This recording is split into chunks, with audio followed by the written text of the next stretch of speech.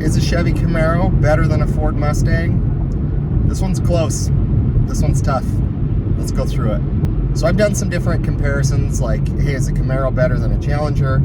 And that video is easier to make because they're just two totally different ends of the spectrum, in my opinion. The Camaro and Mustang, you can't really talk about price. You can't really talk about technology because they both are kind of packed with similar technology.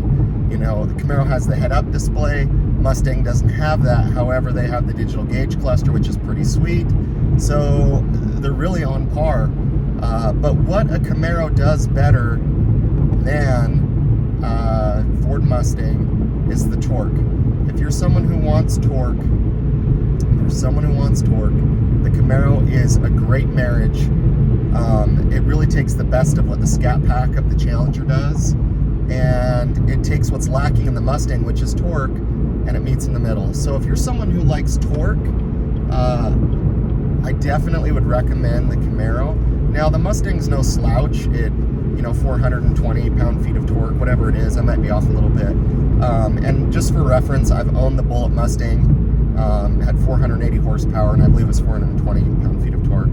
The one thing that was lacking for me with the Mustang was the off-the-line torque that I had. So that car eats at the top end.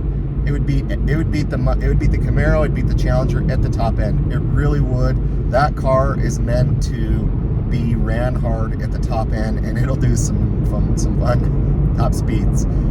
So if you're someone who wants that torque, that was just the playfulness factor that I was missing from the Mustang. I had a lot of people keep up with me or beat me from a stoplight because I had a manual. If you have the 10-speed automatic, very different. But that torque, it lacked off of the line.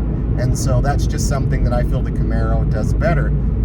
If you take them to the track, depending on, which performance model you get of Mustang, the PP1, PP2, or if you jump up to the Mach 1, which that's a whole other conversation. But if you're buying a Mach 1 at that price, guys, look, I like the Mach 1. However, they've overpriced it, and I'd rather just get a ZL1 for the money. Really, you can get a bare bones like Mach 1, but I just don't think for the money. I mean, I'd much rather have a Camaro with the track package. And so when it comes to tracking your car, they're both very similar. I think the Camaro chassis is just a little bit better, but it's not by much. The Mustang does handle really well. If you're into manual transmissions, and I'm hoping the new Mustang refresh addresses this, but if you're into manual Mustangs, the MT82, I've talked at it at length, but the Tremec transmission is hands down superior. Not really going to dive into more of that. MT82, I just had issues with it. I really did, and you can look up any Google search out there, MT82, type in lawsuit, type in whatever you want, but you'll see the issues. So as a manual enthusiast, that was a bummer for me. Interior space, really not going to give an edge there. The Mustang is a little bit more spacious, but it's not by much. The Mustang did have more usable trunk space, but really not crazy and different between the two.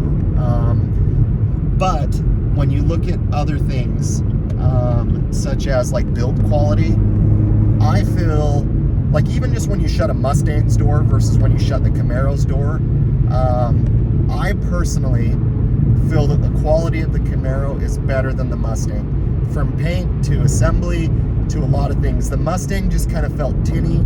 It just kind of felt cheap in some aspects. From some of the interior knobs, some different things. Like this Camaro, especially as you drive it, man, it just feels solid. My Mustang, bought it brand new. It had a lot of creaks, a lot of rattles, a lot of stuff. I have had some issues with my rear speaker deck lid back there with it rattling. It doesn't always do it, but in the Mustang, I always felt like in some form or fashion that it would be rattling, it would be creaking. I had some of my dash that the metal piece was literally left like bent up, so it like almost cut someone. I hit it with a hammer. So if you guys haven't seen that video, kind of funny.